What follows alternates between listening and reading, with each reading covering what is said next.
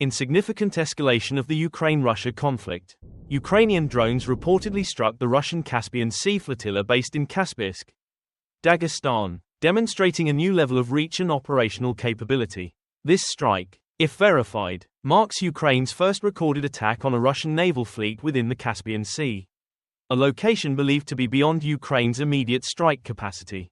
In recent comments to RBC Ukraine, retired Major Alexi Hetman of the Ukrainian Armed Forces highlighted that this development underscores the capabilities of Ukrainian drones to reach distant Russian targets and, potentially, to hit airborne assets as well. Hetman stressed that while these drones carry limited payloads, they send a clear message to Moscow about Ukraine's ability to counteract Russian aggression far from the front lines. The drone strike on the Caspian flotilla represents a significant technological leap, underscoring how Ukraine has effectively extended its reach far into Russian territory. Major Hetman suggested that these drones' newfound range is a testament to Ukraine's technological advancements and operational ingenuity. While drones may not carry the same explosive payloads as conventional missiles, the capability to strike naval or even airborne assets within Russian borders is a critical advantage for Ukraine in this asymmetric warfare scenario. The Caspian Sea flotilla, located roughly 1.500 kilometers from Ukraine's borders, has played a vital role in Russian missile operations targeting Ukrainian territories. This fleet includes frigates, corvettes, and other vessels capable of launching high-precision missile strikes, making it a crucial component of Russia's long-range offensive strategy. By targeting the flotilla, Ukraine not only aims to neutralize a strategic threat but also seeks to disrupt Russia's supply lines and limit Moscow's ability to project power into Ukraine. According to Ukrainian sources, the strike specifically damaged several missile ships in the Caspian flotilla, including the Dagestan and Dagestan frigates, as well as several Buyan-class corvettes. These vessels form part of Russia's advanced naval units and are responsible for significant missile launches into Ukraine. Disrupting the Caspian flotilla, therefore, carries symbolic and strategic significance, showcasing Ukraine's ability to impair Russian military operations far from the active battlefront. Satellite images analyzed by the Institute for the Study of War corroborate the presence of multiple Russian Gepard-class, Buyan-class, and Tarantul-class vessels at the Caspian naval base on the day of the strike. However, the extent of the damage remains uncertain. Russian officials have denied significant losses, although satellite images suggest possible damage to some port infrastructure, corroborating Ukraine's report of strikes in the area. This attack highlights a shift in Ukraine's strategic approach, focusing on critical Russian military infrastructure well beyond the immediate conflict zones in the Donbas and Crimea. By targeting infrastructure deep within Russia, Ukraine may aim to weaken Russian morale, disrupt operations, and bring home the realities of war to a Russian population that may feel insulated from the front lines. In his analysis, Major Hetman raised the intriguing possibility that drones could eventually be used to target airborne assets. While Ukrainian drones primarily focus on land-based and maritime targets, Hetman suggested that advancements in drone technology might soon enable them to intercept or even strike Russian bombers.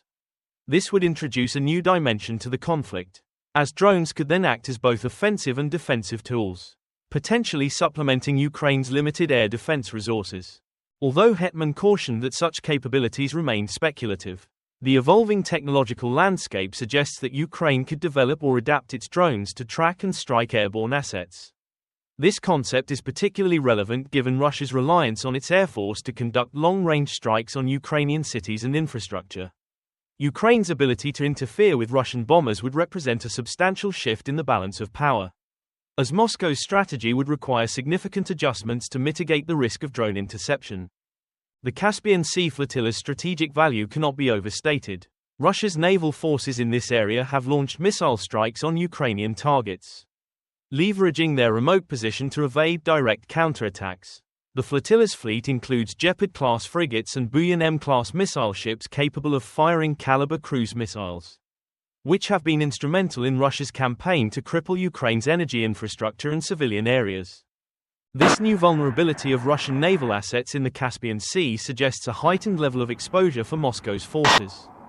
Ukraine's newfound capacity to strike such assets implies that no Russian installation is truly out of reach, a reality with profound implications for both sides. Adding a layer of complexity, An Iranian F-4 fighter jet reportedly crashed near Mount Bistan, raising questions about Iran's air defense capabilities. Avop Pro, an Iranian media outlet, suggested that Iranian forces may have accidentally shot down their own aircraft, reflecting vulnerabilities in Iran's air defense network. Following the crash, Iranian security forces imposed a lockdown on nearby roads, and local residents confirmed heavy military presence at the crash site. This incident underscores limitations within Iran's defense systems, which often struggle to identify high-speed or stealth targets in complex, mountainous terrain. The F-4 Phantoms, originally acquired under the Shah of Iran, form the backbone of Iran's air force but are now considered outdated against modern threats. The incident adds to broader concerns about the reliability of Iran's military technology and its implications for potential cooperation with Russian forces. Iran has provided drones and other military assistance to Russia in its conflict with Ukraine, complicating the regional dynamics further. If Iran's defense network proves inadequate to secure its airspace, questions may arise about its efficacy in supporting Russian military objectives and its role in securing critical Russian assets like the Caspian Flotilla. In the wake of Ukraine's expanding strike capabilities, Poland's foreign minister, Radoslaw Sikorski, has called for NATO to explore options for intercepting Russian missiles over Ukraine. This request comes amid growing fears that Russian missiles aimed at Ukraine could unintentionally cross into NATO airspace. As seen in previous incidents near Poland's border, Polish officials have underscored the need for collective defense measures, emphasizing the importance of NATO in safeguarding allied territories. Poland's stance aligns with Ukrainian President Volodymyr Zelensky's calls for greater NATO support in intercepting Russian missiles and drones. However, Sikorski's proposal has sparked debate among NATO members, some of whom express caution over actions that could risk direct confrontation with Russia. Dutch Defense Minister Kajsa Ollongren expressed concern that such a move could escalate tensions, underscoring the need for careful consideration of both the risks and benefits of increased NATO involvement. The U.S. Helsinki Commission recently echoed this sentiment, urging President Biden to allow Poland to intercept Russian missiles over Ukrainian airspace. However, this proposal remains a contentious issue within NATO, as member states weigh the potential consequences of expanding military operations in Ukraine. Ollongren's stance reflects a cautious approach, prioritizing containment over escalation, and highlighting the complex balancing act NATO faces in supporting Ukraine while avoiding direct conflict with Russia. The international community faces not only military conflicts but also environmental crises, as demonstrated by recent wildfires in California. Powerful Santa Ana winds fueled fires that rapidly spread across Ventura County, prompting the evacuation of over 10,000 residents and endangering thousands of structures. Governor Gavin Newsom issued a red flag warning, highlighting the severe risk of wildfire outbreaks under these conditions. These fires, which threaten residential areas and critical infrastructure alike, underscore the increasingly frequent and destructive impact of climate change. The National Weather Service has warned that extreme weather conditions could persist, complicating efforts to contain the blazes and endangering communities along the Pacific coast.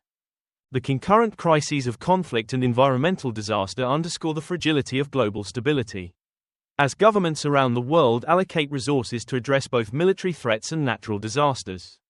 The need for international cooperation becomes even more pressing, as Ukraine continues to expand its defensive capabilities. NATO's role in supporting Ukraine remains a focal point of international discourse. The alliance must carefully navigate its response, balancing the need to protect its member states with the risk of provoking Russia. Poland's call for NATO missile defense over Ukraine exemplifies the alliance's dilemma. To what extent should NATO protect non-member states while maintaining its non-engagement policy? While NATO has provided substantial military and financial assistance to Ukraine, direct intervention remains off the table due to the risks of escalation.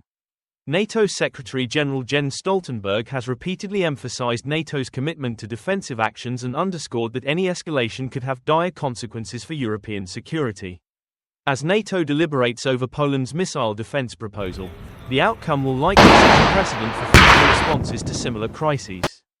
The Ukrainian drone strike on Russia's Caspian Sea flotilla marks a pivotal moment in modern warfare, underscoring the role of technology in redefining battle lines and reshaping military strategy. Ukraine's expanded reach into Russian territory exemplifies the evolving nature of the conflict.